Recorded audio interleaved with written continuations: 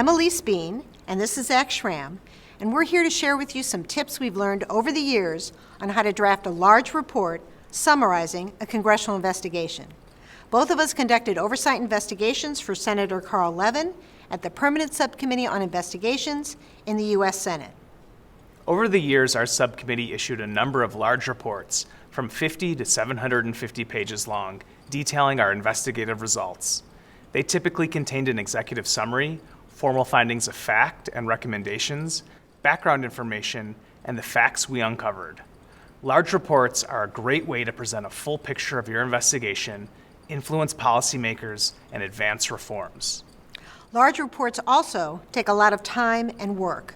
Our secret to producing them within a few months was using multiple individuals to write different sections of the report at the same time under an editor-in-chief who organized the chaos and ensured consistency across the report. In this segment, we'd like to offer you some tips on using that method to draft a large report. Tip number 1. When drafting a large report, start with a detailed outline that tells a story. Readers like stories, and if your report doesn't tell one, it won't be read or remembered. Try starting the outline with a single sentence that summarizes the main point made by the investigation. Then follow with 3 to 5 major sections that support the main point and together tell a story. Altogether, the outline should be 3 to 10 pages long with enough detail to inform everyone who works on the report how the issues are organized and fit together. The details should aim at covering all key issues while also preventing duplication. Since it's early in the writing process, the opening portions of the report, the executive summary, the factual findings and recommendations, can be left blank or sketched in very generally.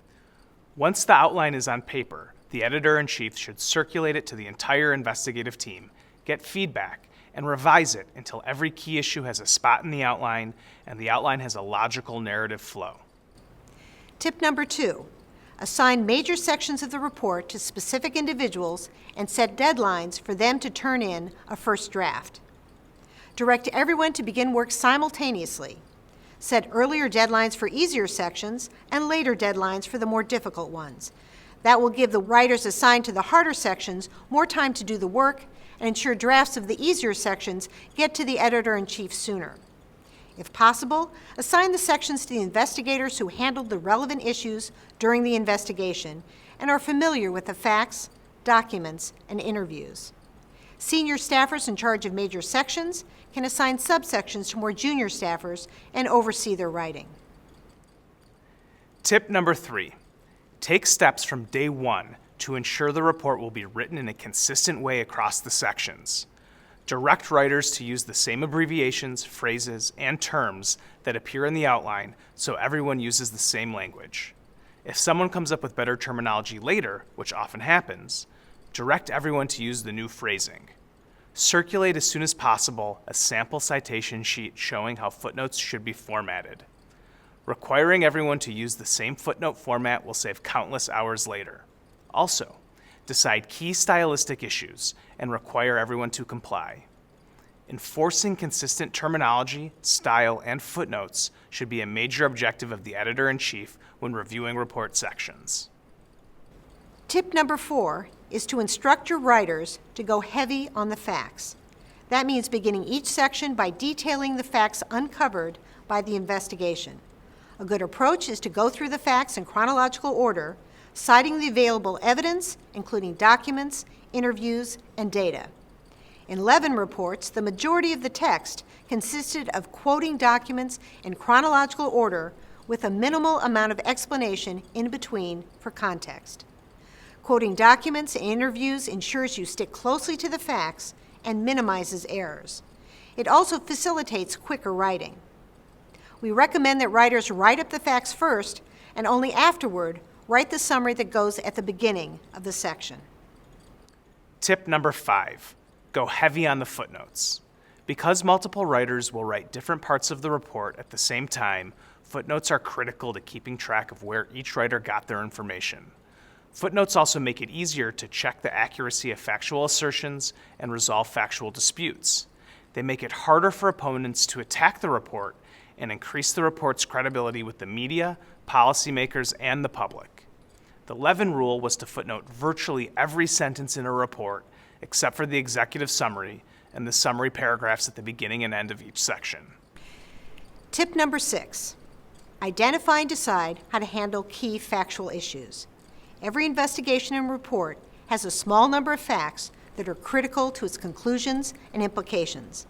The editor-in-chief needs to identify those key factual issues and decide how to handle them. If the evidence is rock solid, the report should detail it. If the evidence is circumstantial, the report should describe it, note its limitations, and offer a conclusion.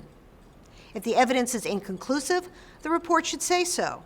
An investigation can't always resolve every factual question, and it doesn't have to. What the report needs to do is to be clear about what the investigation found. Tip number 7, write the report's executive summary, factual findings, and recommendations last, after everything else is written. Writing a report forces an investigative team to wrestle with the facts and reach conclusions about what happened. It is only after that process concludes that the factual findings and recommendations become clear. And it's only then, at the very end, that an accurate, concise executive summary can be written. Drafting the executive summary, findings, and recommendations is the most important part of the report, since in most cases, those are the only parts read by most readers. Tip number 8, build in time for revisions. Every large report undergoes a lot of change as investigative team members read each other's work, your boss weighs in, and other interested parties negotiate over the wording and content. Make sure you allocate time for the revision process. Our final tip, before the report goes public, perform one last fact-checking review. Multiple changes will have been made to the report by multiple writers. An essential final exercise is to double-check the facts in every section by reviewing each sentence, as well as the cited documents, interviews, data, and footnotes. It's time-consuming, hard, boring, and stressful, but a final fact check is critical to ensuring your report can stand up to attack. To help you get started on drafting a large report, the Levin Center has put together a sample outline that you can look over. We hope it's helpful.